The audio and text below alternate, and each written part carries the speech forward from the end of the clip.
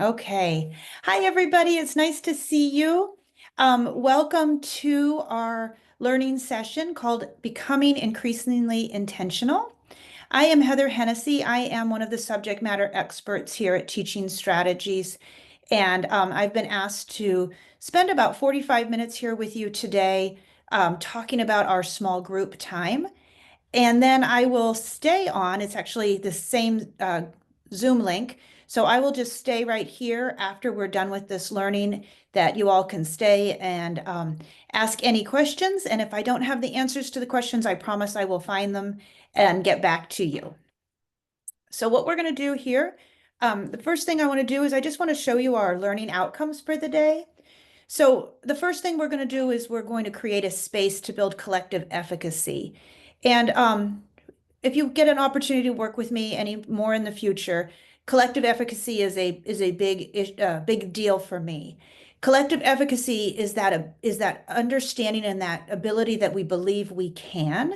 That's what your efficacy is, that I can change student outcomes. And what we find is that when teachers and administrators believe in their efficacy, believe in their power that they can do it, we see a positive impact on student income outcomes. So the first thing, that's what we're going to do. Then I want us to be able to share our experiences with small group instruction. I know this is your first year of implementation of the creative curriculum, and there's a lot of layers and there's a lot of pieces to it. So we really want to share today how we're coming with small group and some of the things that are our strengths and some of our challenges. Then we're going to talk about the connection between rigor and play. And I hear this all of the time. What are they doing? Are they just playing? And so we really want to look at how that play can be intentional and guided, and be able to challenge the children in their thinking and thereby create rigor. And then I want you to take this, synthesize the learning that you have and take it back to your classroom. So we're going to start right first out here. This is a QR code, if you can scan it.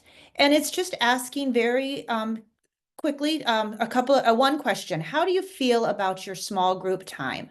And so when you scan that, it's going to take you, and I'll change my screen here in a minute, to a Menti. And you're going to push either number one, I'm a pro, I'm using those ITE cards and it's going great. Number two, I'm doing my small groups and using those ITE cards, but I'm struggling to find a system of success. And number three, I do small groups every day, but I'm not using those ITE cards. And so I know that what I want you all is to be able to be vulnerable here. And I want you to be able to really ask those questions so that we can make sure that I can help you. So I'm going to turn this into present. There we go. So I guess a few minutes just to come up with where that poll is.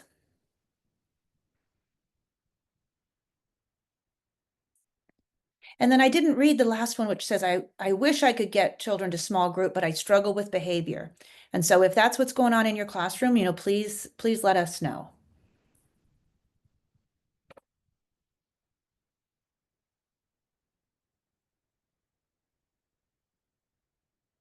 Okay. Okay, so what it looks like I see here, oh, a few people are still doing it. Let me know if I need to put the QR code back up.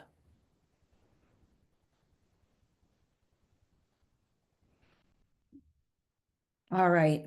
So what it looks like I see here is that most of you are really doing your small groups, which is great. Really, really great. Be really proud of yourself, because with a group of 4-year-olds and 20 to 22 of them in your classroom, it can sometimes feel like herding cats. And so the fact that you are able to get your children to small group, be really proud of yourself. And it looks like the majority are using those ITE cards, but are struggling with finding a system to success. So I'm glad we're here today so we can talk about it. And those of you that haven't tried the intentional teaching experiences, I just really want you to lean in today to give it a try, to embrace something that's new, and see if you can just try one or two of them and see how it goes. All right, I'm going to switch back over to here. All right. And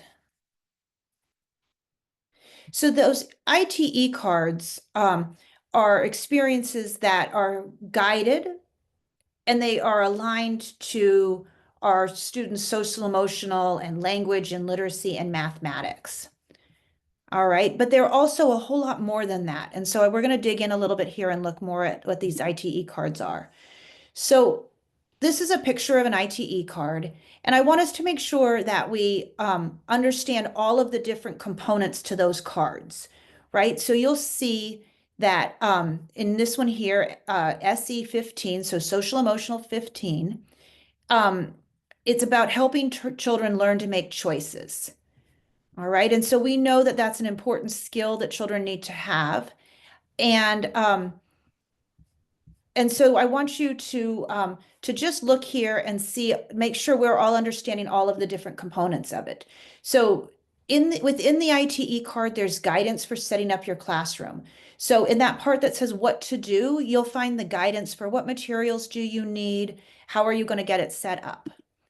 There's guidance for making the most of your learning space. And so if you notice here, it says SE 15, and then under it, it says all interest areas. So if you haven't made that connection yet, you can do your ITE cards at your small group, and if you still have a teacher table, at your teacher table. But you can also take that ITE into interest areas. And so this one, making choices, we could do at any of them, right? We could be in the blocks interest area on the floor, working with the children and using this ITE card. You could do it in toys and games. So when you're noticing your ITE card, look there at that top right-hand corner. So it'll say SE, which is social emotional, and then the number. And then underneath it, it'll actually tell you, like sometimes it might say library, sometimes it might say discovery. And so that'll help guide you as to where you can do your where you can do your ITE card. It's thinking about how do we make that most of our time with our children, right? So that teaching sequence, so there on the bottom where we have those different color bands, helps you understand where those children are and how you can scaffold your learning for the children. And then also helping to figure out how to interact in that group setting. All right, so what we're going to do next is we're going to go into small groups. And let me see how many people are here today. I've made 4 small group rooms, and you all are going to get to choose which room you want to go into. And you're going to scan this QR code, and this will take you to a Padlet. And so really what we're going to ask is, what is your favorite ITE card? And why is it your favorite ITE card? And we've got 4 teachers here. The teachers that are our teacher ambassadors are going to help facilitate that conversation. And you can just on that Padlet chart some of your findings, but some of the reasons, why do you like that card? Why is it successful? And then what we'll do is after you all spend about 5 or 7 minutes in a small group, we'll come back together, and then hopefully someone from your group will be willing to share a little bit about why we've chosen some of those ITE cards and what makes them successful. All right, so what I'm going to do, does that make sense to everybody? Yeah. Okay, I'm going to go to, this is the Padlet, and then I'm going to open up our breakout rooms. And ladies, I went ahead and put your names on the groups so that so you all will remember where you were going. So I'm going to open the rooms. If you don't know how to get into a breakout room, just hang back and I'll drop you in one, okay? So I'm going to open the rooms, and then now you should be able to choose room 1, 2, 3, or 4. And again, if anybody needs me to drop them to a room, I'm happy to do that. Vicki, I'm going to go ahead and put you in your room. I see your name here. Oops, it's moving.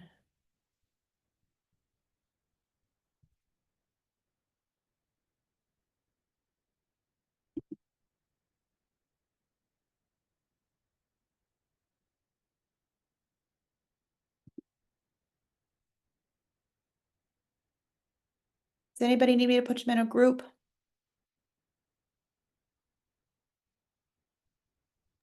I do. Okay.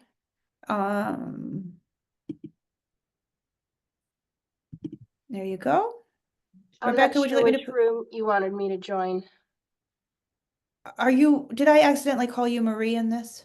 I'm not sure. Are you one of our ambassador teachers? I'm sorry? Are you one of the ambassador teachers? No. No, okay. and I'm just going to drop you in a room. You're in good shape. Don't worry. Okay. Cheryl, do you want me to put you in a room? And Dolores? Absolutely. Thank you. You're welcome.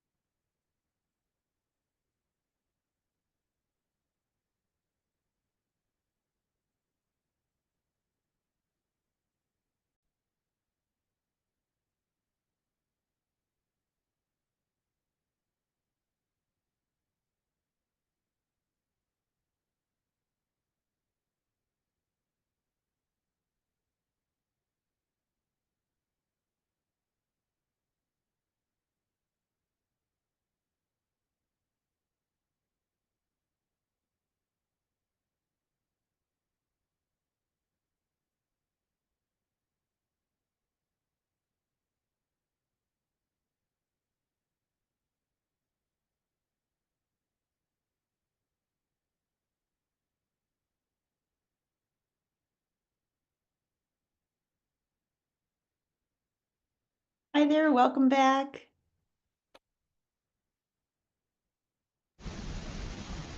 Welcome back.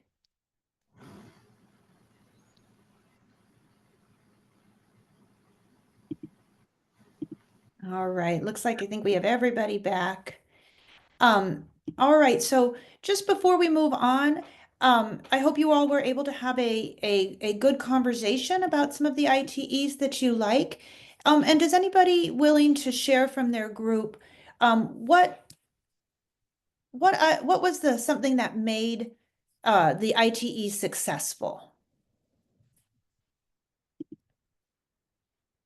I'll share. Thank you.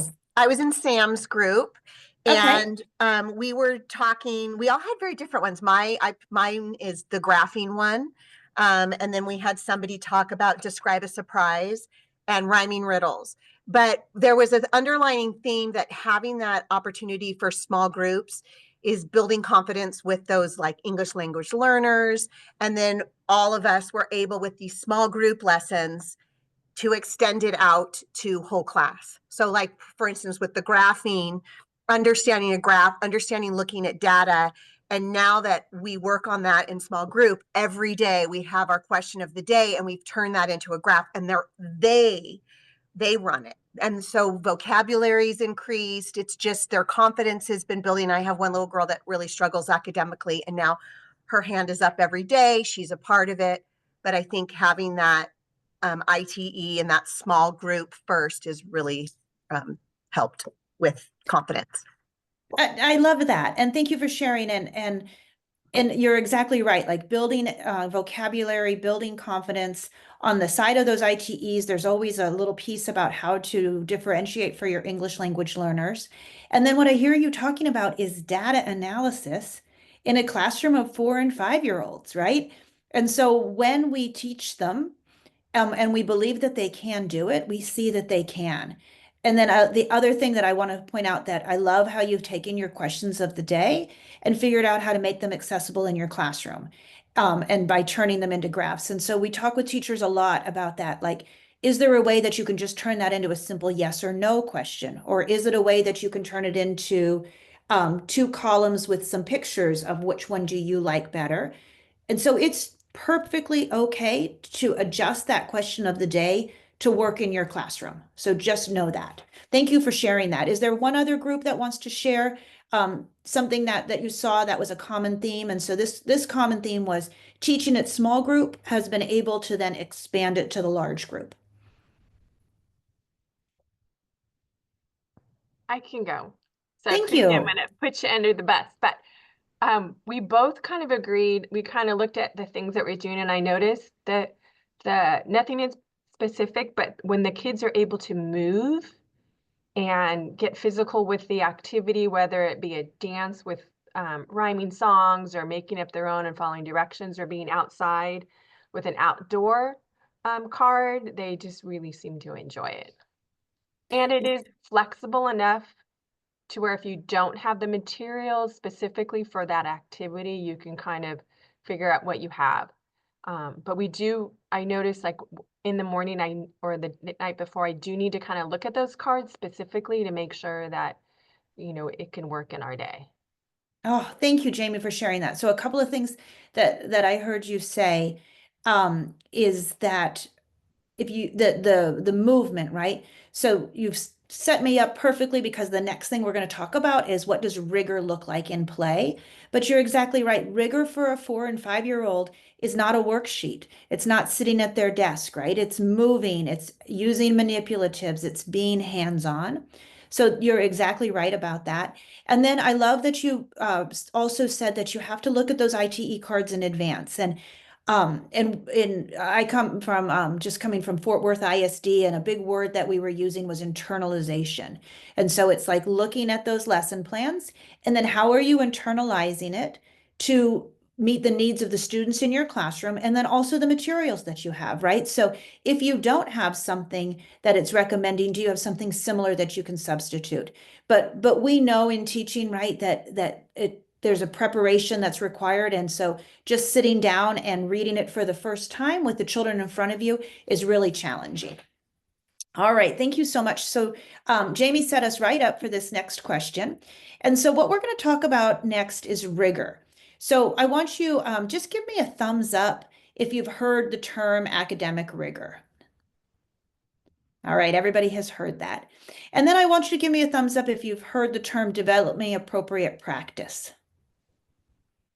Okay, perfect. So everyone has heard both things. So now we're going to talk about how rigor and play are combined. So academic rigor equals engaging play.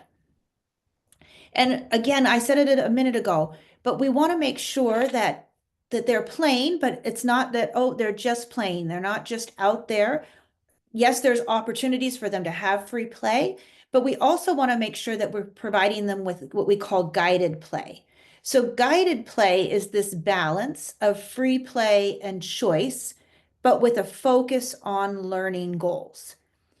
And then within that, we provide the adult scaffolding as we're asking questions and seeing the children's proficiency with what they're playing with.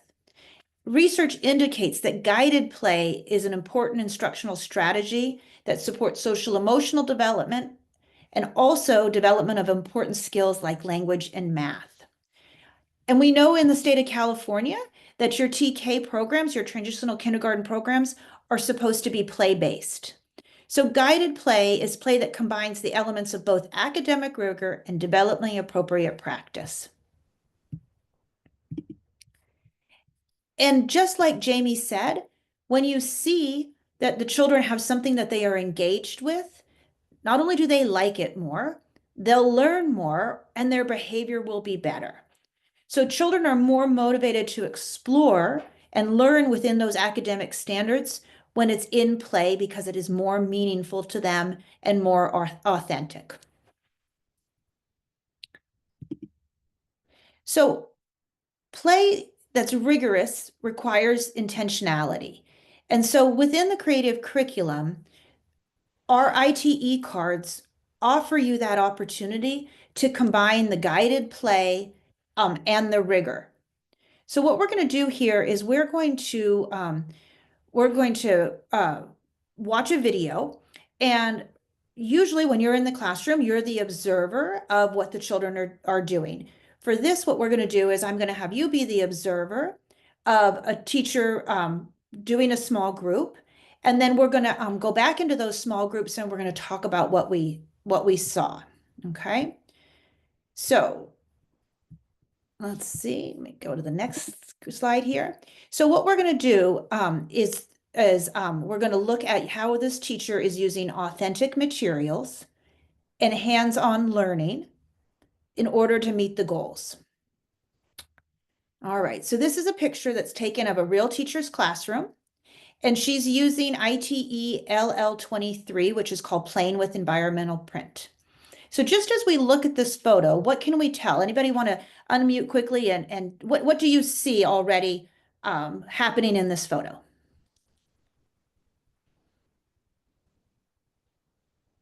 Where's the teacher sitting?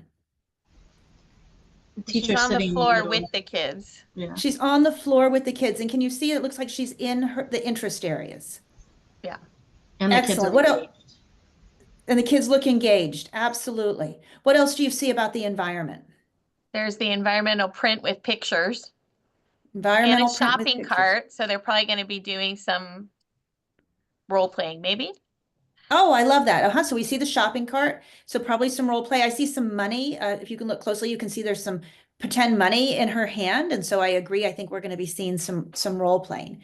All right. So as we look at this video, what I want you to do is we're going to do this observe, reflect, and respond. So as you're watching the video, I want you to take note of the skills that you observe. Where do we see rigor in the experience? And then I want you to consider, are these interactions typical of what you're seeing in your small groups? What are some of the foundational skills that you see happening? And then when I was talking with your teachers as we were putting this together, this question always comes up as, how am I taking documentation? What am I taking documentation on, and how am I taking documentation on it? And then I did click right here. So a minute ago, we were talking about where would we do this activity, right? So the top of the ITE card says it should be done in dramatic play. And then you see it's aligned to objective 17, demonstrates knowledge of print and its uses.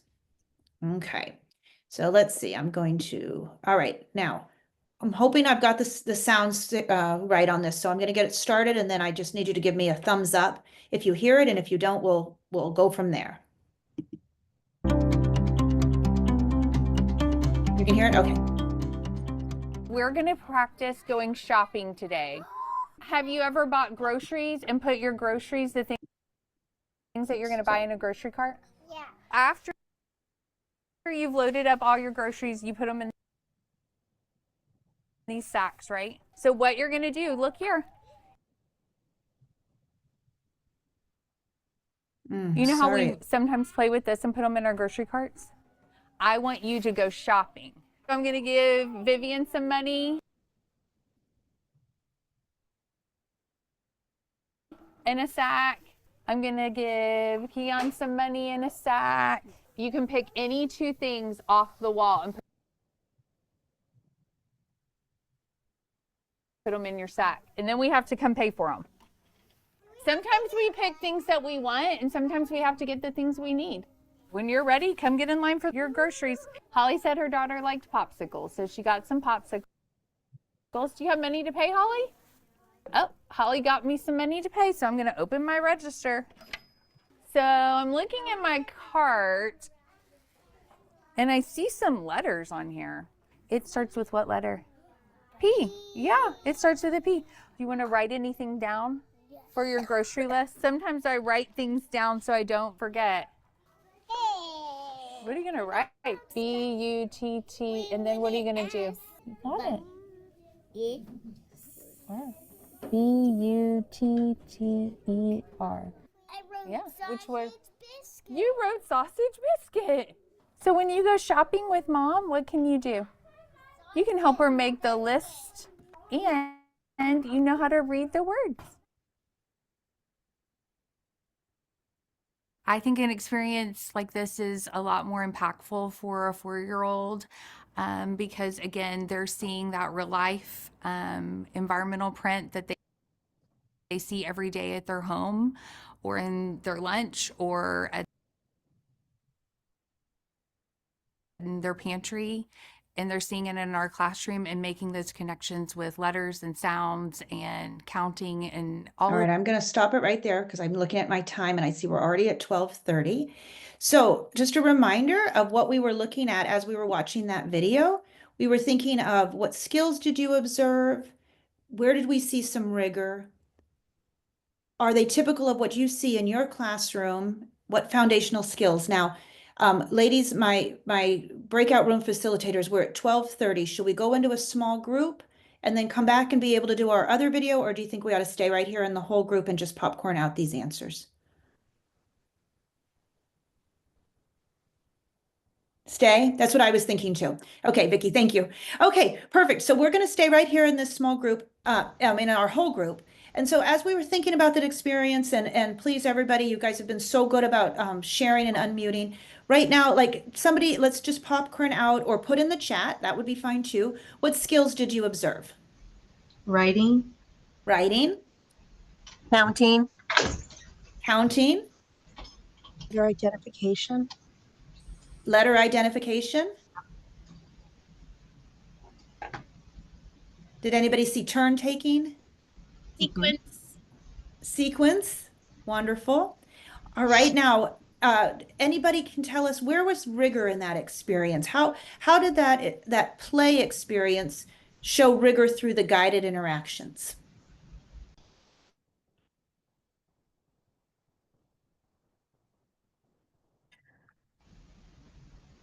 Well, I feel like when she showed the kids the card and then gave them the boards to write, it, I guess, scaffold or however you want to use the word, but it brought another level to the learning for the kids. That's exactly right, Kelly. It brought another level, right? By providing those opportunities for writing, it took it to the next level. Great. Anybody else see any other rigor that was added in there? well, on top of that, it also differentiated. So there were the kids that were honestly copying the whole thing and all the words, and then there were the kids that were just trying to practice making a P. So it provides, opportunity, differentiation, I can't say it, differentiated instruction for all students. Absolutely. Absolutely. All right. And then if we think about just again, thumbs up, or we could do a fist to five. Five, this is what it looks like in my classroom. Fists, I am not getting on the floor and I'm sitting at a table for my small groups or somewhere in between. So fist to five, where do you all feel like this is looking like of your small groups? We got a three, we got threes. Fours, good. Now, I will make a disclaimer that that was a master teacher that was had been using, that was about her 4th year using the curriculum. So know that it gets easier and more comfortable as you go on. And then we've already talked about some of those foundational skills. And now this last question is about documentation. And so thinking about, and I know you all are just beginning your journey of gold, thinking about that little sequence that we observed. What skills could you document, or what dimensions could you be taking documentation in gold based on what you saw today? Letter recognition. Letter recognition, absolutely. A literacy one, absolutely.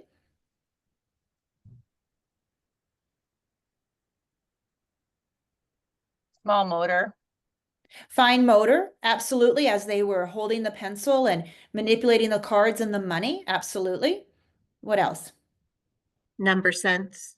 Number sense. She was asking them to take 2 items off the wall, right? We could get it right from there. She also was working with money with them. Okay, so we've got number sense, we've got a math one, we've got a literacy one, we've got a fine motor one. What else could we be taking documentation on? Sharing, I guess, Yeah, impulse control. Social interactions. absolutely, right? So there's social emotional, right? So I show you this and I want us to talk about it in that when you start to look at interactions and you start to observe, you can make that choice. Today I want to take documentation on literacy, or I'm going to do it on math. Or you could say, I'm going to take it on all, but know that that's a lot to take documentation on, right? So you may go into the small group and you may say, today, myself and my teaching assistant, while we're doing that small group, we really want to focus on the literacy aspect. Take the documentation there. You could go back and say, hey, gosh, I remember that everybody did a really good job of getting along. They shared, and so I can go ahead and add a social emotional piece of documentation there. But it's really about thinking about and reflecting what did I observe as I was doing it, and how can I align it? All right, we're going to watch another interaction. So let's see, same set of questions. This one is one, and you'll see, I don't have a picture of it in advance, but it's in the blocks area. And we're talking about comparing and measuring. And again, as we're watching, we're going to take note of what did we observe? Where did we see the rigor?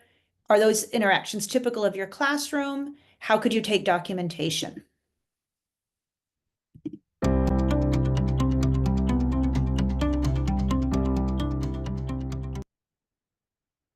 Today, we get to be in the Block Center, and we are going to make our very own towers. I want you to use the blocks. We have all the blocks here, and I just want you to build whatever you want, and then we're going to come back and we're going to compare our different towers. Okay, so Viviana's going to stack her triangles. Arshia, you're stacking your rectangles. John Michael, what are you stacking over there? Each of you made a different structure. Some of you made them tall, some of you made them long and wide.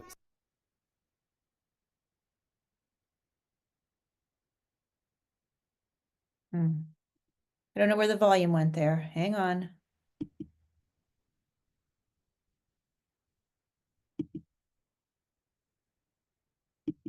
Can you hear it?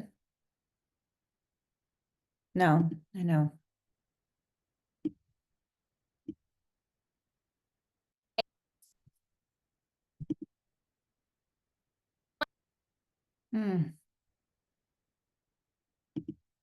I am so sorry. I don't know what has happened with the volume here. Hang on one second. I'm going to stop sharing for a second. Make sure I've got my volume turned on. Share sound, share sound.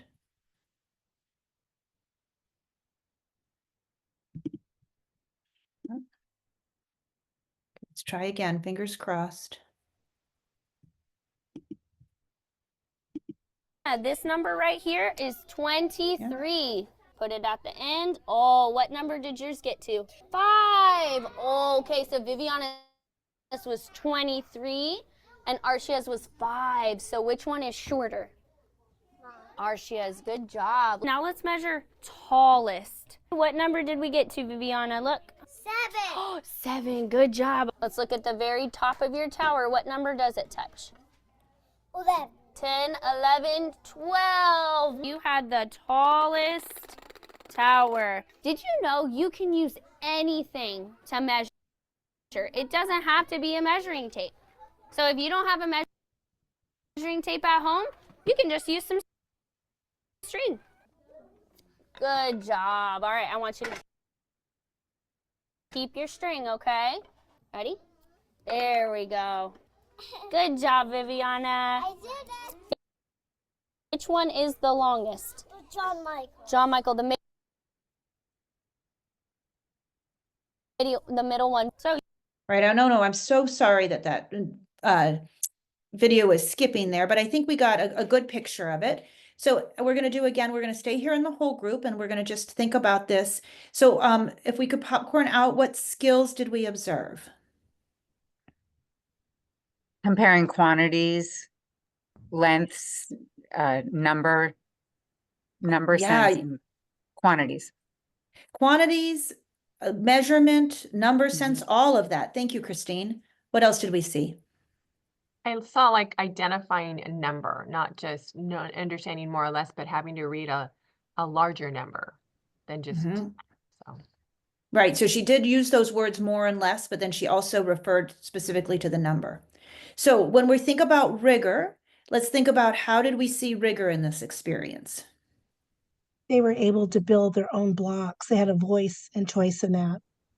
Excellent. That's right. They did. She said you can build anything you want.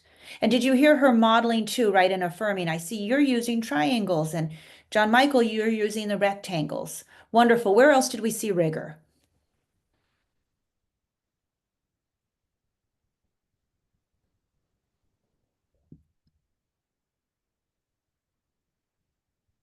Did you notice how she said, we can measure with, we don't need a measuring tape. We can measure with other things, right? And so she showed them how to use the string to measure, right? And so earlier when we were having the conversation, I think one of you talked about how you could do it in the small group and then you would see it larger in your classroom. And so teaching them how to use that measuring tape or how to use the string, then you would be able to see children doing that later on after they've learned how to do that. All right, then let's do this fist to five again. Is this typical of what we're seeing in our classroom? Is anybody feeling more confident maybe as they're working in the blocks area with their children? So five being that's what it looks like in my classroom. Fist being I'm really struggling to do that. So I've got a four, I got a two, four. Good. Okay, thank you for that. And then now let's think about again, what areas could we be taking documentation? What different things did we see happening there?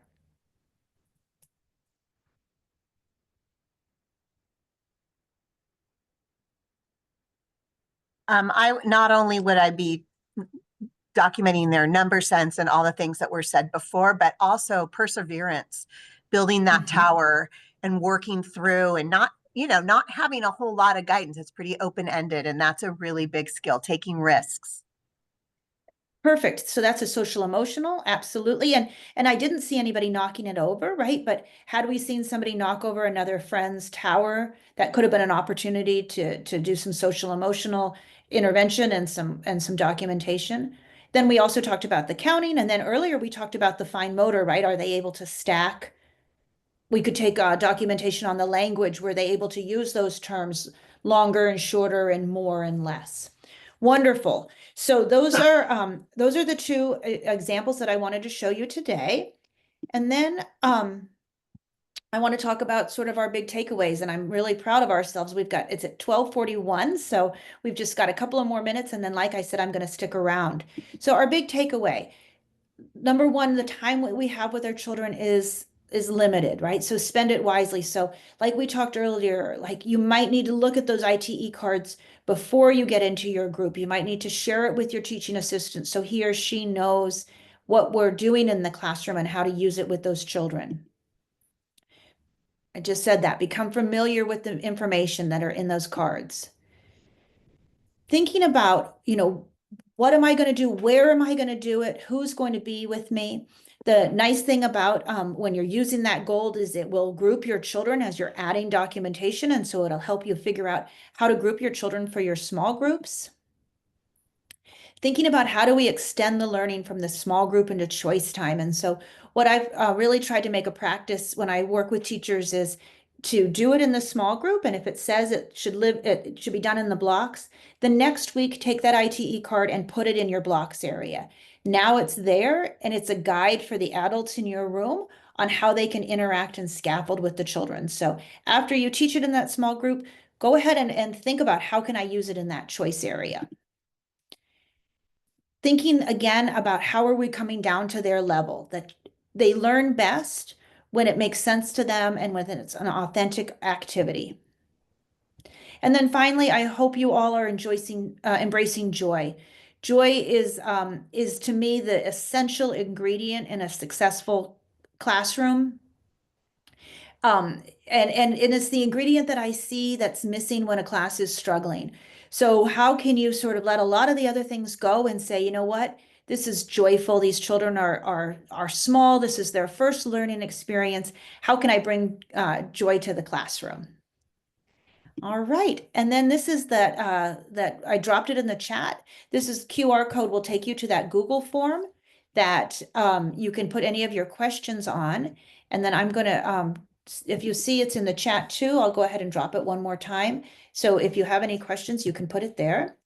And then again, this is the link that I'm going to be in for the office hours. So I'm happy to start taking some questions and helping you out now.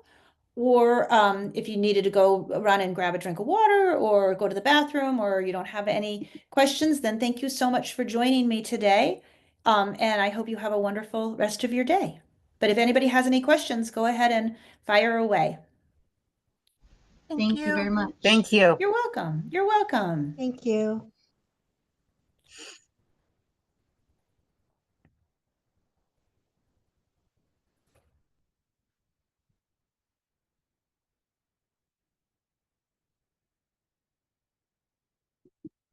Okay, Heather, I have a question. Okay.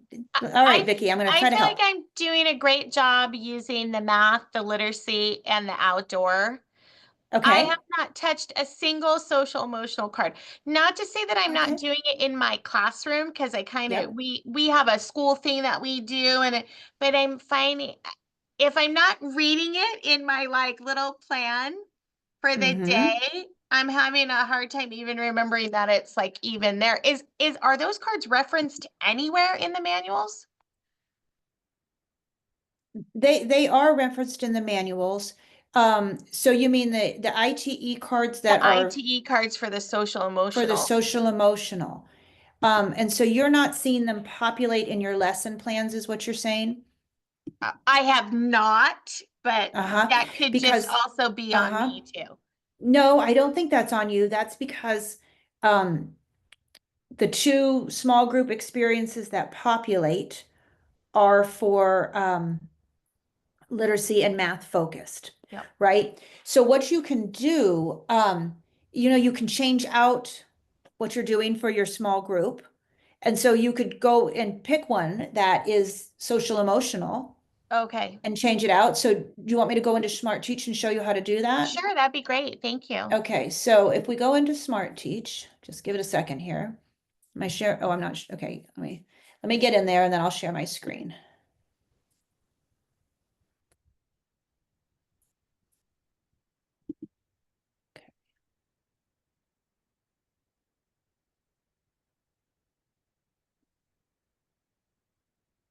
Okay, let me share my screen again.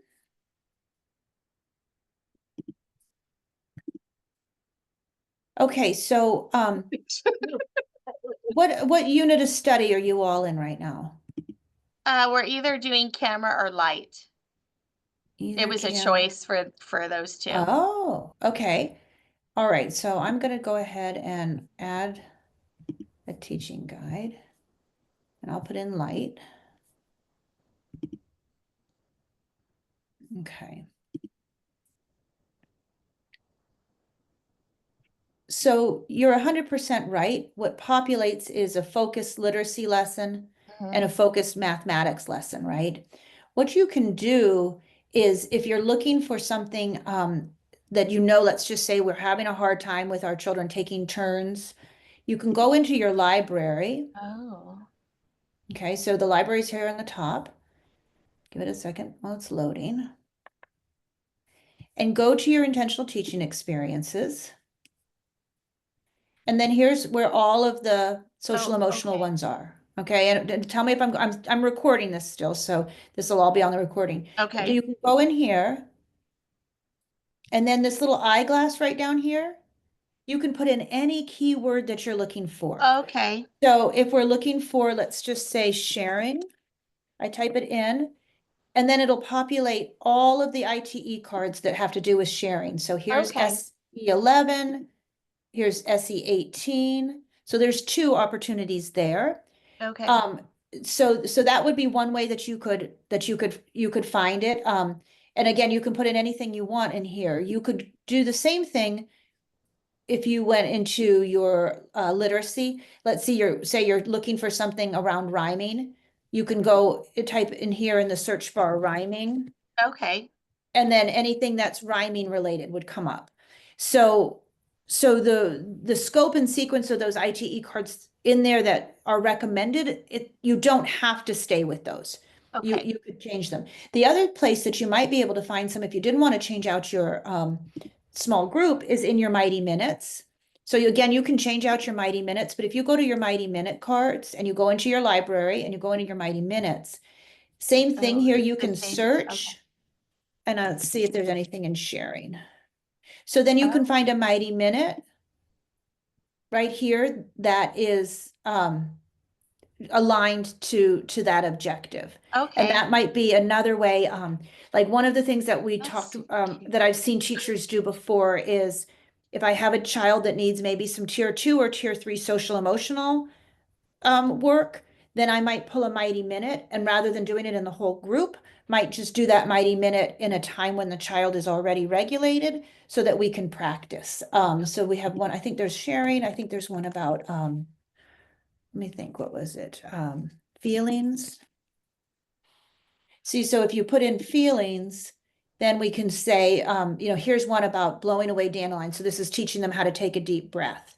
So think about how that you could use Mighty Minutes and ITE cards for tier 2 and tier 3 if you didn't want to do it all in the whole group. Does that help? Okay. Yes, thank you. Wonderful, wonderful. Okay, anybody else have a question?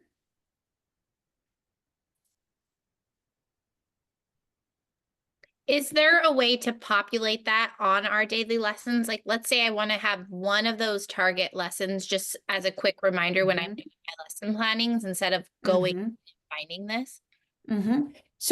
So I've gone over here. So I've gone to my week view.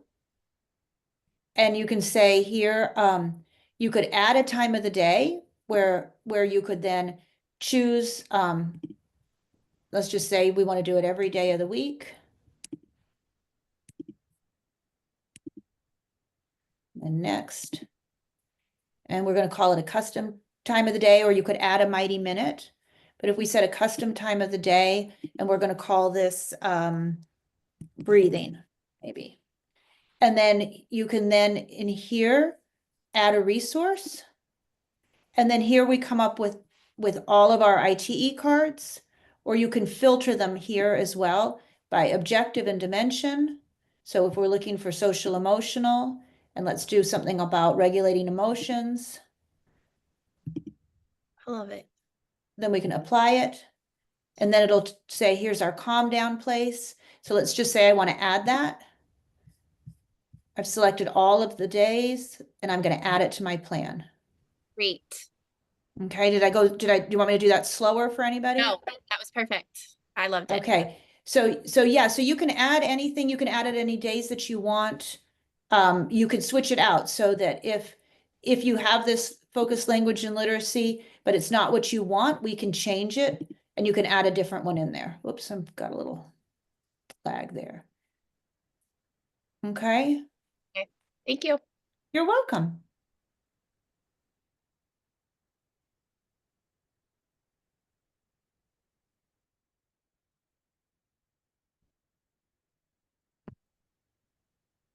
Hi, so Hi. I have a question about the small group time that you showed in your videos. Sure. I'm wondering what were the other children doing? Because I noticed that she had 3 children in one video and then 4 in the other. What was the rest of the class doing at that time? So what we recommend is that your small group time is different from your choice time. And so your small group time would be where you as the teacher have a very teacher-directed activity, and you would have a group of 3 or 4 or 5, depending on how many children in your classroom. Do you have teaching assistants in your classrooms? We do. Okay, so then the recommendation that I would say would be that then your teaching assistant would have a group. And how many children do you typically have in your classrooms? Around 20? I have 23. I think we have a max of 24. Okay, so 23. So, and how much time do you have for your small groups? We have about 45 minutes. And do you have two small group periods during the day or just one? Just one. Just one. Okay. So in that 45 minutes, then what I would try to do is break it into, let's say you have 20, it's a lot of kids, isn't it? So if you made it 5 groups, and so you would have 5 children in each group.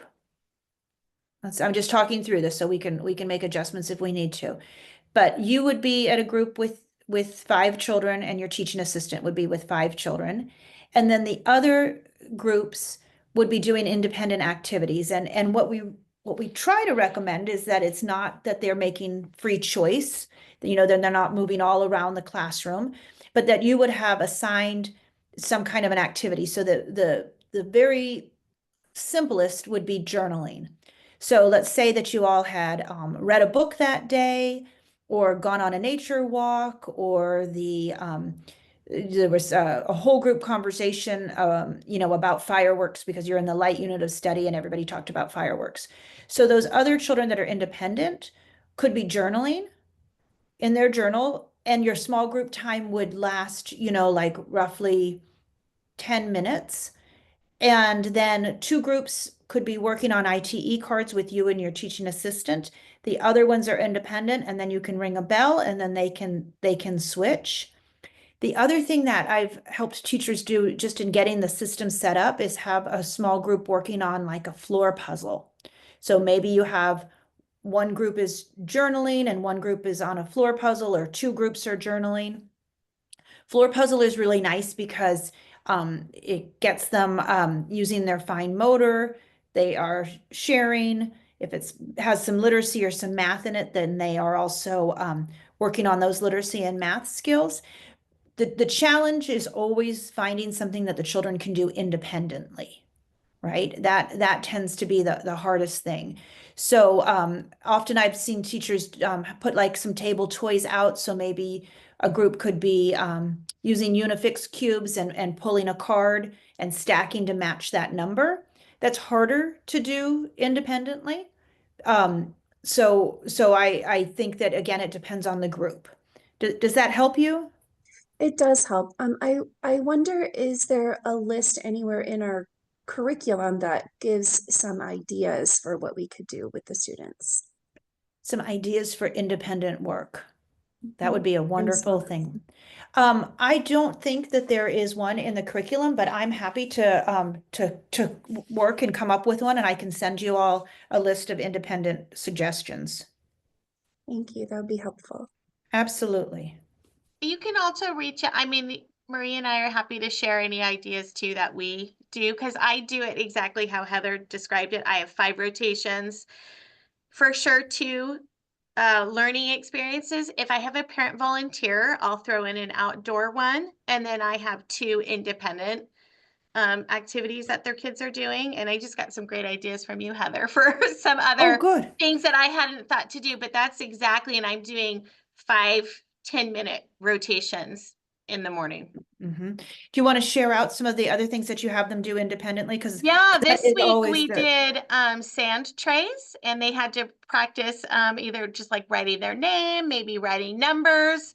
And it's only 10 minutes, so they really don't get bored or distracted. I've done whiteboards. This week I put blocks out, and they had to build a polar habitat with their group. We're going to SeaWorld, so they had to build something for their penguins and polar bears to live in. I've done Play-Doh before, or maybe just even opening up a center, like the kitchen. One day it was just the kitchen was open, and it's only 10 minutes, so it's not a huge chunk of time for them to be in. And then I have some other routines, some like letter routines and number routines that they know by heart, and I might put that out as something that they do, because we've done it so often, whole group, that they now can do it on their own. Thank you, Vicki. That made me think too, a listening center is always a great independent activity. And you can go into your digital library and if I don't know what kind of technology you have, if you have iPads for your children or if you have Chromebooks, you can go in there and queue one up, and then they can listen to it while as an independent activity. And then you made me think, Vicki, coincidentally, my sister is a pre-K teacher, and she uses the creative curriculum. She's in Florida, and they're doing the closed unit of study. And she said, that her small group right now, one of the small groups is what you said, they're going in and they're trying on the clothes. They're in Florida, and so a family brought in winter clothes, and so it's boots and hats and scarves and gloves and things that they aren't really familiar with. And so she was laughing because she said it's just been so incredibly successful because the children are really engaged and they're getting this fine motor and they're getting this language, and they're not coming in and interrupting her while she's trying to do the small group. So I love that. Perfectly fine. Put them in blocks and give them a task, right? Tell them this is what we're going to try to do. Or if you're doing the light unit of study, I think, put them in discovery and give them some flashlights and some paper and have them use those flashlights and a magnifying glass. I mean, I can see a flashlight, a magnifying glass, and some paper, and now draw what you see. So you're fine to put them into, and absolutely put them into an interest area, but what we don't necessarily want is it to be choice time where they're circulating around on their own. Anybody else have any good ideas about what they could doing independently? Why is it you don't want them doing choice time on their own during that time? Well, because it's two different times of the day. So you would have small group time is small group time, and choice time is choice time. And during choice time, in an ideal world, you're going to have like 45 minutes of uninterrupted time for them to choose where they play. And that's where you could then push in and scaffold the learning as they're in there playing. Okay, because sometimes we don't have 2 times a day because we have specials. Mm-hmm. So that's where I'm like, I mean, they definitely need the choice time at least once You a don't day. have 2 times a day for small group? Not always. Yeah, It I depends. know. Yeah. I think that's where it goes back to this idea, like what Vicky was saying about keeping them really play based if it's their small group time, right? So if you are missing one of your choice times because you're doing a small group, then as long as the activities that the kids are doing are grounded in play and it's not sitting and doing a worksheet, then I think, I mean, I'm never going to tell you that it's wrong, right? Like you have to, there's so many constraints within a teacher's day that, you do the best you can. I've seen a lot of programs that have only give the children one choice time because they're trying to get in those 2 small group times. And then I've seen it the other way where there's 2 choice times and 1 small group time. But the idea, like, and years ago in the classroom, I did it where the kids went to, we called it centers. They went to centers, and then I pulled them out of centers and they came to my table. And the creative curriculum has a different concept that's a push in concept rather than a pull out concept. And so sometimes when we see student behaviors, it's because we've interrupted that play, right? So if you're trying to do small groups and you've allowed them to go choose and then you're pulling them out of what they're choosing, it has the possibility of causing behaviors, right? And so that's where I think we're saying in your small group time that's teacher directed, you're telling them where they're going and you can ground them in play. In your choice time, they really get that opportunity to go wherever they want to go. Does that help? So is everybody able to do like 2 choice times or 1 choice time and 2 center time? Because there's a math and then there's a language every day. Right. So that's We're 2 only small half group times. days. You're only half days? Yes. Yeah. No, you won't be able to do that. I do. Maybe, I don't know. Do you? Okay, how do you do it? I do. Well, because I do all the intentional learnings at the same time in a rotation. So I've got my 5 centers and we rotate every 10 minutes. So that's the first chunk of my day. Are you saying centers or small groups? The small groups, the intentional groups. teaching experiences. Yeah. So we go through, so I'm doing like, I might be doing the literacy, my aide is doing the math. And then if I have a parent volunteer, I throw in the PE or something like that. And then I then have another after lunch, when we have lunch, is their interest center time.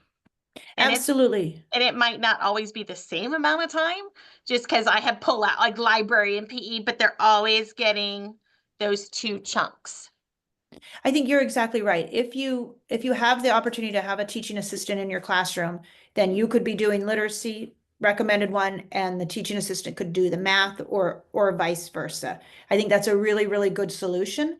Sometimes I've seen buildings where they'll say Monday, Wednesday, we're doing literacy, Tuesday, Thursday, we're doing math. Friday, we might do something, that's more like if there's a cooking one that's recommended or those outdoor ones. I think it really depends on what your campus administrator is asking you, to do, and also a little bit about probably the proficiency and efficacy of your teaching assistant. Like, is your teaching assistant able to, run the small group, and how much support do you need? I've seen where, especially when we have some newer teaching assistants, we've had the teacher and the teaching assistant teach in like a parallel. So you're both doing the same ITE card. That way, the teaching assistant has that opportunity to sort of learn from the teacher, and sometimes vice versa. Like, I've been in classrooms where my teaching assistant has been many, many more years experienced than I have been. And so then they would both be doing the same. But what Vicky is saying is absolutely good. And if that's doable, perfect. Does that help, Terry? Yeah. Okay.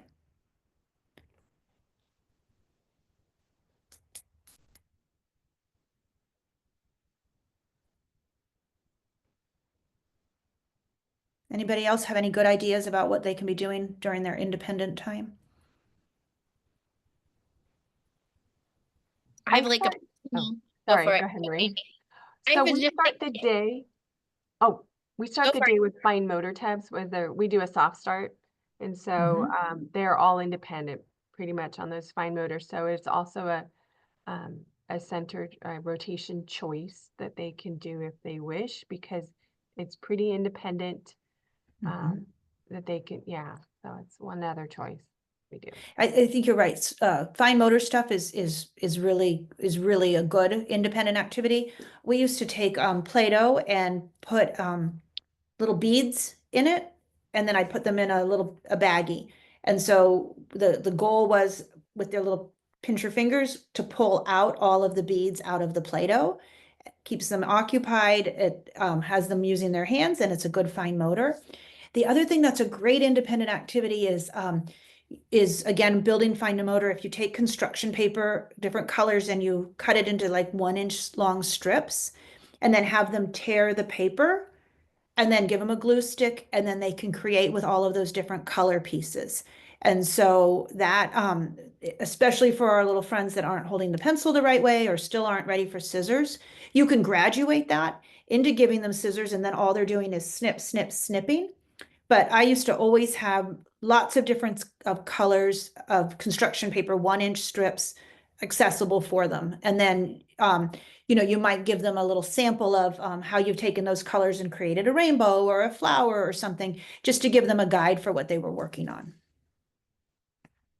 Or you could give them a template of their letter. Like, I've done that a lot too, right? Like their first letter of their name, or a number, or a shape. So tear the pieces and then glue them within the triangle or within the square. And then Miss Cook, you were going to share something. So mine is just personal. Yeah. Called like a parallel. So my aide and I are both teaching the same ITE at the same time. And my class has maybe more behaviors than Vicky. So I haven't dabbled in allowing them to do too many independent activities. I'm considering it now that it's the second part of the year, but now coming back from break, behaviors are coming back again. However, I have some students, I broke them up into 2 groups, and mine's heterogeneous because I like them when they work into pairs to work with different abilities. And I have some students, though, that are reluctant to come to me, and they want to go to my aide because I think they know that maybe I'm not as lenient with behaviors than my aide. So in that instance, but I want Miss Angela today. What's something that I could do to encourage them? Because I know that it's a trade-off. So like one day she gets that group for ELA and math, and then I keep my group, and then the next day we switch. So So what are some of your? So, like, what does your management system look like? Do they see their name? Yes. Like, I just named them bears and tigers. And then Mhm. depending on the day and specials, one of them will just be with Miss Angela for the day, and then tomorrow they'll see me. So that's how their switch happens. Mm-hmm. And when you say they're with you, so during your small group time, in that 45 minutes, they're with the No, teaching I don't assistant the do whole time? 45 minutes. I don't do 45 minutes. They're with me for Uh-huh. 10 for ELA, and then we go to recess. And then we come back from recess. I do my quick read aloud, and then I do my math groups. So it's split up. So mine's more like 20 minutes. And sometimes those Uh-huh. activities don't even last 10 minutes. So I have that wiggle room to allow for more play or take away from the playtime, depending on. But there's nobody is independent. They're either with you No or one's they're with the independent TA. yet. I have not Uh-huh. felt comfortable enough to Uh-huh. allow them to do that. And also I feel like if I do that, it will take more time and I won't be able to get more teaching in. So I don't know. This is where I'm at. I'm at this. Mm-hmm. Mm-hmm. So do I you have would say, 12 in a group? I only have 21. So my biggest group is 11. And quite often I have 2 to 3 students absent. I just how the days are. So usually about 9. that's still pretty big for a small group, right? So I would say, like, give it a shot. Like, no, we've come up with a couple of ideas here of some engaging things to do. And so what if you made it into 4 groups? And so your small group time is how long? 20 minutes? About 20 minutes because I like to give them at least an hour of their free choice. Mm-hmm. And that's where I get to see their strengths and weaknesses. Uh-huh. So if you, well, what if you made Marie? 3 groups? Okay, someone say it. Yeah. Sorry, we kind of started off that way because because of the makeup of our kids, we started off with 2 large groups and then we got to 3 groups.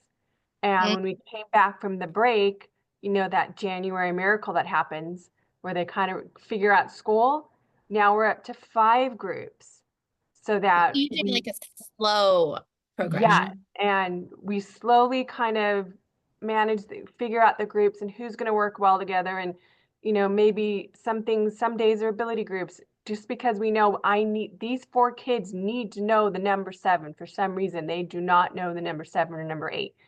So you can manipulate those groups, and they're really good at the flexibility now of like, what group am I in? Well, you're a Pooh Bear, you're an owl, you're a Tigger.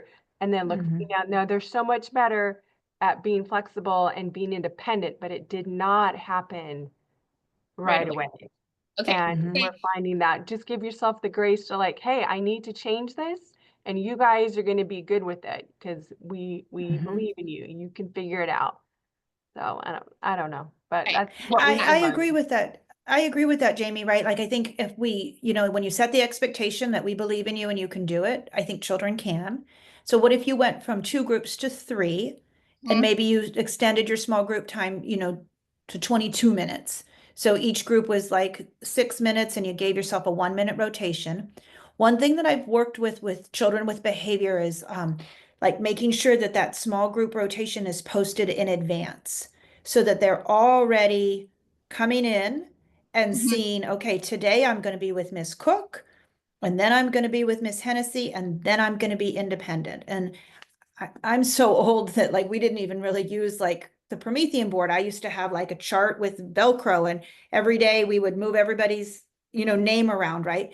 But for those children that are going to struggle, knowing in advance, this is what my schedule is going to look like, is going to make it 100% better. And so if in that 22 minutes, they can be at all 3 places, they can see you, they can see your teaching assistant, and they can be independent, we're going to stop having that struggle of, oh, today I want to be with the other person. Okay. So let's do that. Try 3. And then I like what Jamie said, after you're feeling like, hey, this is going well, then if you feel like you need to, because even 3 is going to make your numbers significantly better than 11 and 12 in a group right now.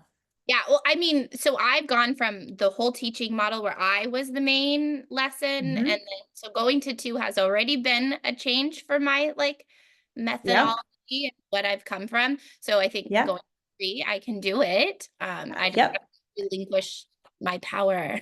Right, I know, right? A big piece of it is letting it go. But I would say that whatever you use for your independent, make sure that they can do it independent and that it's engaging so that they're wanting to be there rather than thinking, hey, I need to be going over to the teacher table. So Play-Doh tends to be something that kids always, love. I think, a puzzle, some of those things that we've come up with. But yeah, give it a shot. You'll be surprised. Yeah, I do 4 center rotations every day. And I have 4 tables set up where the kids sit. So they're already in their groups and they rotate through the centers. So Centers or small group, hold on, centers or small groups? Small groups, sorry. Small groups. Yeah, I know, right? It's a change in language too, right? Yeah. Okay, so small groups. So I do a small group every day. And everybody goes to my small group, but I have my IA, instead of running a small group, I have her dealing with overseeing the other 3 activities that are going on. One of them is something that requires a little bit more of her attention, and the other 2 should be completely on their own, like the Play-Doh, the Unifix cubes. And a lot of times, if it's like a math, like a small group from the curriculum, like patterning, for example, I may not do that small group that day, but they'll be doing patterning in their activities on their own. So, and a lot of times they'll repeat an activity. So if you've already done it in a small group, then they should be able to do that independently in a center that's not overseen directly by myself or my IA. So that's how I do it. Yeah, Debbie, and I think, again, you all know your classrooms best. So I've definitely seen that where the children still need the support of that additional adult going around the room and making sure they're on task. Hopefully, as we're getting here towards the second, well, we're in the second semester, and as they continue to mature, maybe they won't need that as much, or maybe hearing some of these ideas about the independent might help them be more independent in that time.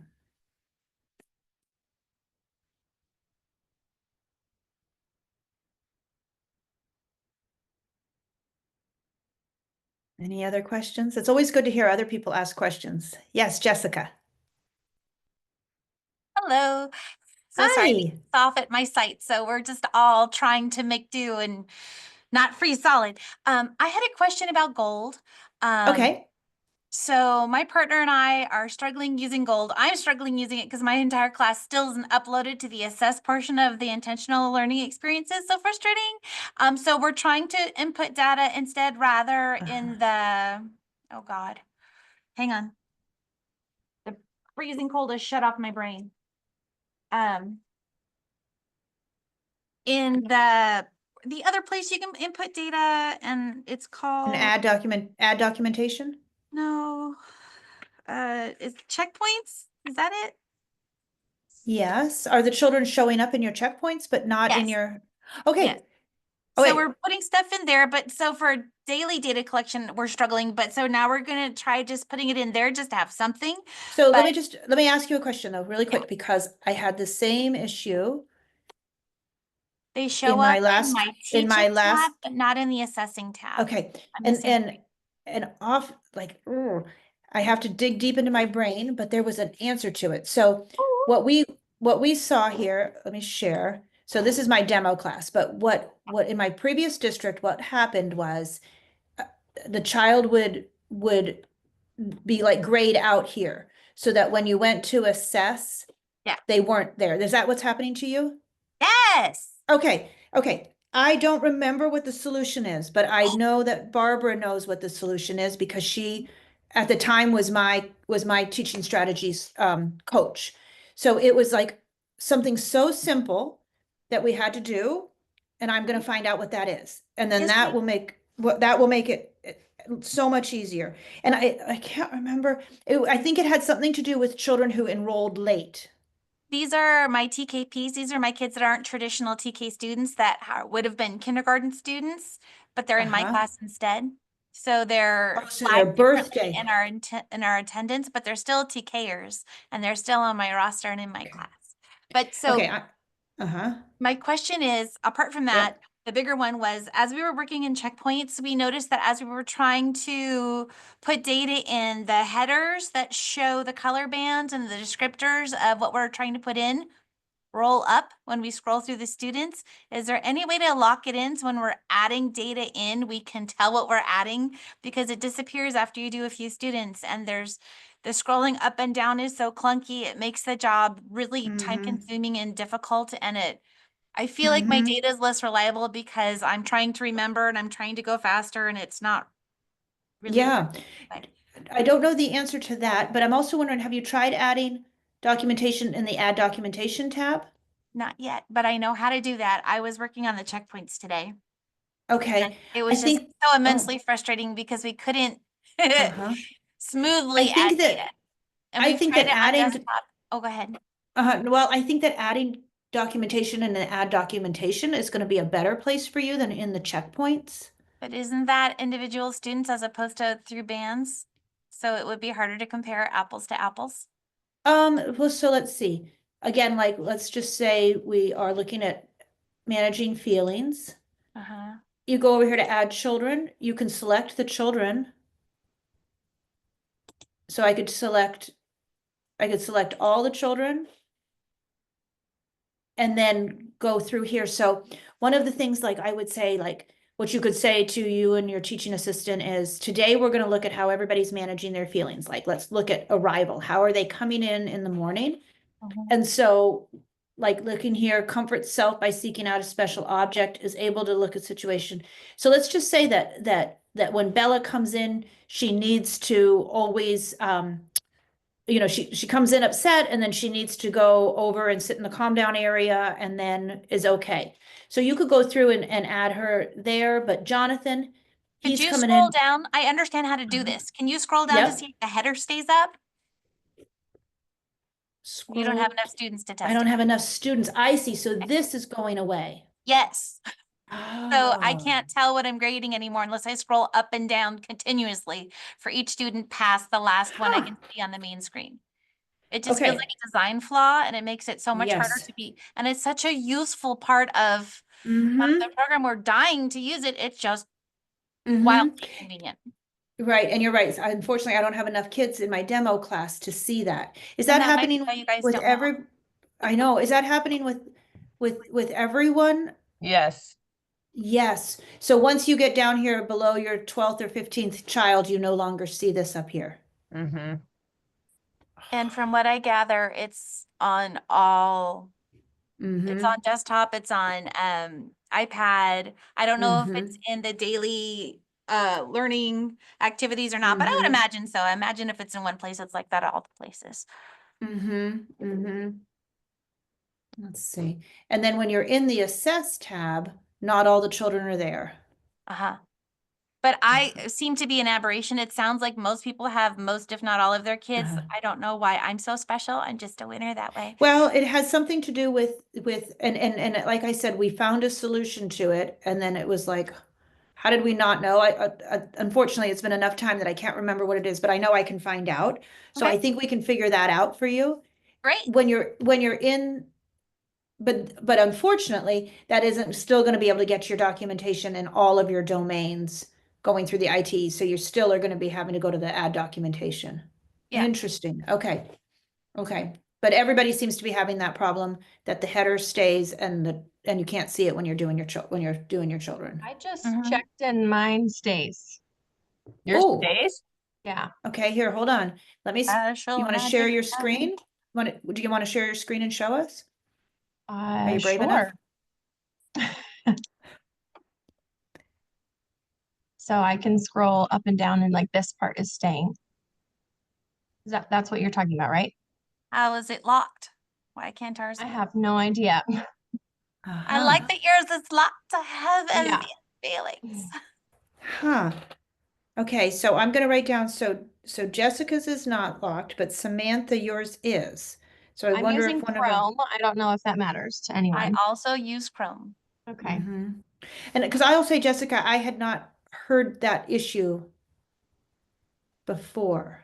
When But I then do, Terry, yours is doing it. when I do it on the iPad, because I usually have the iPad with me when I'm with the kids or whatever, and that's what happens. So I'm trying to like put my finger, okay, here's the one I need to go to, you know, and then And find then the only grade student. 1 or -1. Yeah, I've been doing that too, but it might not necessarily be the score I want to give, but it's the closest one, so I feel more, yeah.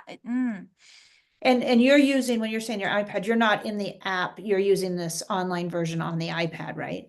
Yeah, don't because have we don't access have to an the app. Because you don't, I know you don't have an app.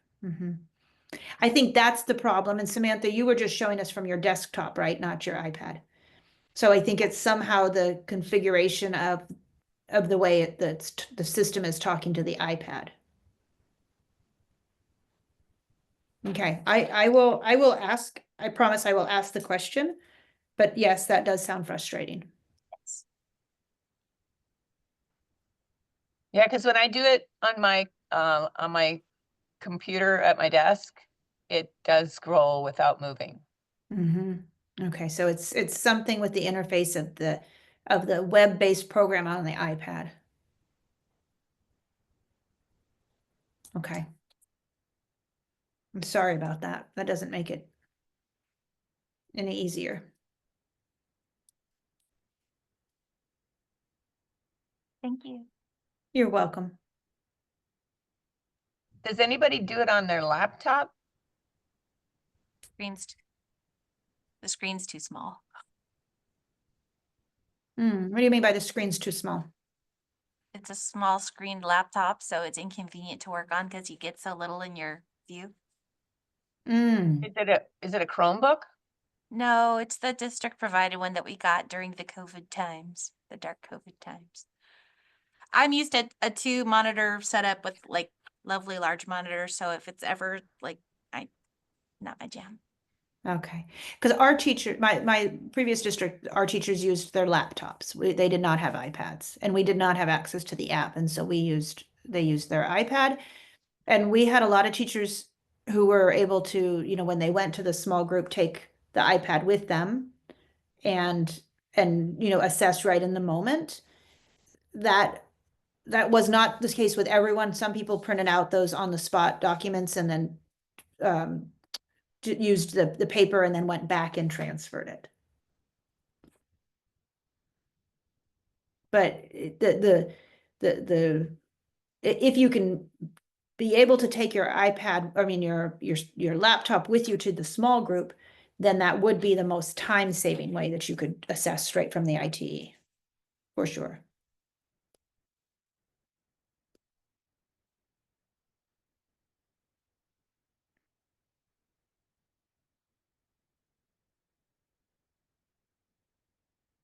All right, any other questions? We have about 15 more minutes, it looks like. Or if you all are good, we can hang up, whatever is good for you.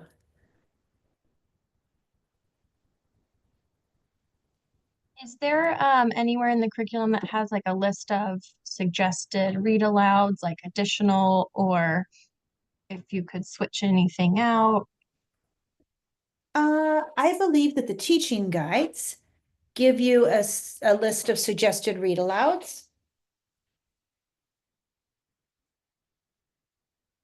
Like separate from what's in the lesson? Yeah. Let me just look here.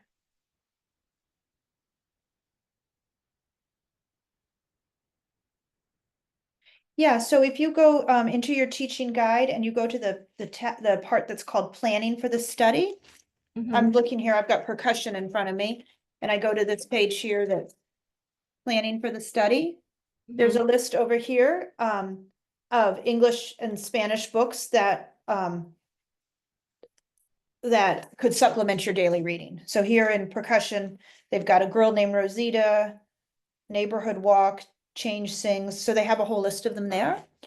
And then I would say the other thing that I've seen teachers be real successful is partnering with their campus librarian or even the public library, and saying, hey, you know, our unit of study is is light, can you help me pull them? But yeah, in that page that's called planning for the study, it has some suggestions.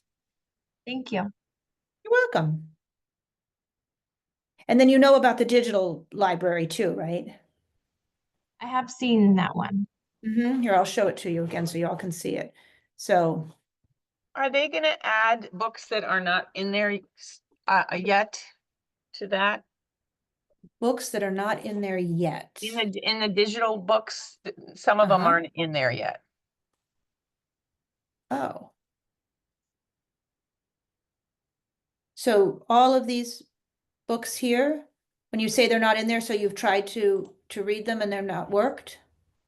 No, they're just not in there yet. Like some of the books that we've been given, they're not included in the digital books. Oh, I hear you. Are they gonna keep adding those or? I don't know that. I have not heard that before either. So books that are in your garage for the unit of study are not listed here in your digital library. Right. Because I didn't receive one, and also I got one that's in all Spanish, so I was hoping to find it in the digital, and I never did. Oh, so you didn't receive one what? One I didn't garage? receive Can You Build? Or the one that's called, Okay. the one for the architecture Okay. nonfiction, and then there was another one in the last unit for light that I never got. It wasn't, oh no, I got it, but it was all in Spanish. You're kidding. But the No. rest of your garage was in English. Yeah, I told Barbara, but I still haven't received them. Okay. Well, that's crazy. Nobody else had that problem? Nobody else got it in Spanish? All right, let's look here. So A few people did, but I don't remember. Really? Yeah, it was a fun moment. Yeah. So what I will say is I've had trouble with this filter here. In that when I've tried to put things in. Here's the little lights or cameras. Lights or cameras all through January. All through January. I think I'm just gonna start grocery store next week. Okay. Vicky, you're not on mute. Oh, sorry. Thought she was talking to us. I did too. I was like, okay. So can you build is not, can you feel? You're right. Huh. I'll look into that. I don't know. I was thinking that they had been able to upload all of them. So I'll ask. Okay. Okay. Sorry about that. Is there a way that you could show us if a kid were to log in and listen to a book, how that might look? So you'd have to set it up, right? So you'd have to go onto the iPad and go into your library. And then you would, if we want to do button, then you would just open that up and then click read to me. Button, who's got the button? By Trish. Button, I don't know. Button, who's got the button? How many Hold buttons? on. Make it stop. Say it again. I don't know if you'll be able to answer it, but is there a way that they could open their My Plan that has their apps and click strategies, teaching strategies, and then open up these books? Like, let's say if I just had it open through their My Plan. I don't think it's in their it's not in their My Plan. That's what I was going to say. It's not in their My Plan because you're the one that has the license, not them. But if I put them in, because there's an engagement for families, right? Yes. So I would have to log into a Chromebook under mine and then allow them to listen to the book. Because I was thinking that this could be something in the future that I could do independent. Like this could be a independent friends listening to Chromebooks and picking books to listen to. Yes. Yes. So through the Engage. I'm sorry, I'm just wondering if there is a kid table that they could then use the digital library. Because it seems to me like most of these books seem more centered towards kids. Because I don't know if I would play button in front of my class. No, and it's always sort of nicer to read the book than to play it unless Yeah. you're looking for like indoor recess or, stuff like that. So let's think. I'm trying to think here. So if you'd have to enroll them through the Engage with do they have like a student email address? They do. They do. Uh-huh. Okay, so if you enrolled, you could try it, enroll one of them with their email address. And then you'd have to, does your tech department allow you to download the family app on their iPad?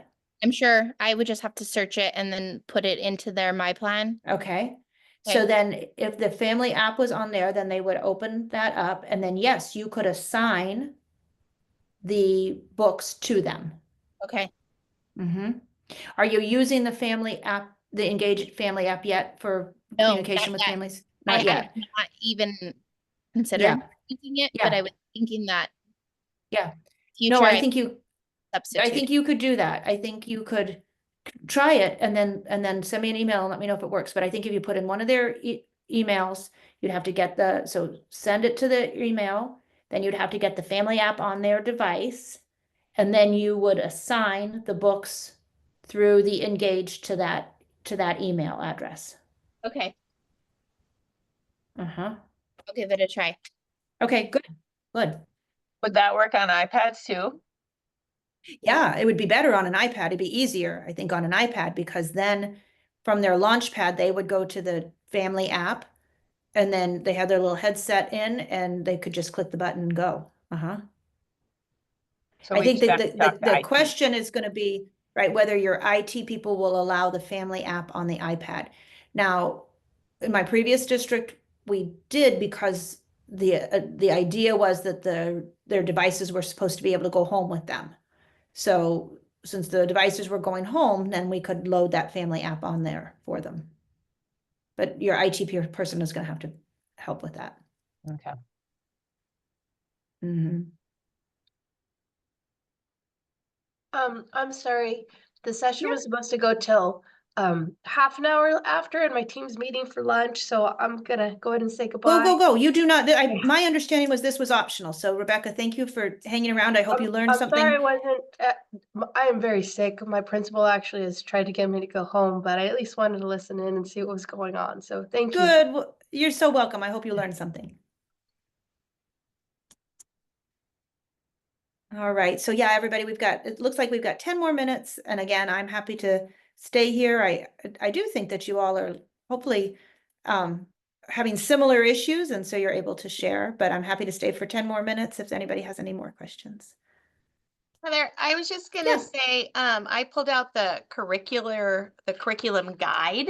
Yep. And in here, there's actually, I think it was under implementing the creative curriculum. There's actually like this little whole like suggestions for rotations and groupings and all of that stuff. This is a really good book if you guys haven't looked at it yet.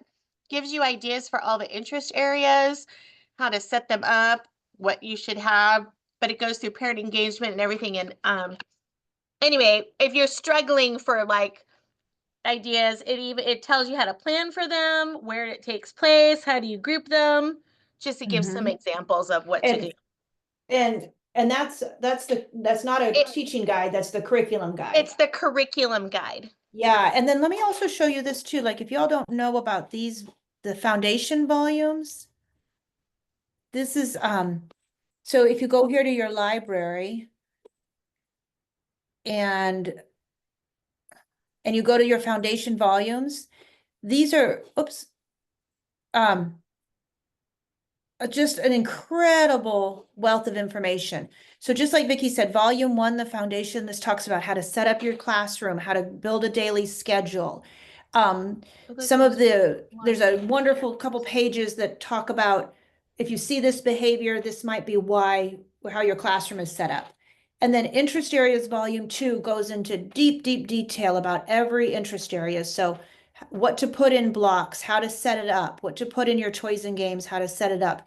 If you're seeing children with this behavior, what is happening and how do you adjust it? And then there's social, emotional, physical, and cognitive. So all kinds of tips about that, language and literacy and math. And then there's also a science and technology. So I know, and again, like know that I know how much is in the creative curriculum, and it takes a lot of time and nobody really has all that time. But if you're really curious about it, the curriculum guide, like Vicki said, but then also any of these will just really give you a really good understanding of the what and the why and the how to do different pieces. And then let's see, I think teaching guides. So I don't know if that book must be digital. Oh, getting started. It's up here. It's in your getting started. There it is. Yes, absolutely. The curriculum guide will give you right here, caring and teaching how children develop and learn, partnering with families, and then the learning environment. So look at all of this. All of these pieces are like a mini version of what is in those larger. Yeah, thank you for pointing that out, Vicki.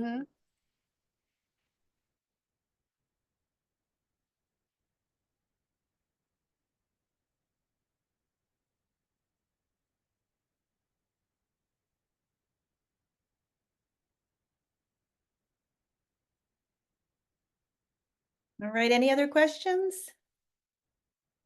All right, ladies, then I'm going to go ahead and end this. This is recorded. And I will get with your administrators on how I can make sure I can share it with you. And then if you have any other questions, feel free, reach out to me or to Barbara, and we're always happy to help.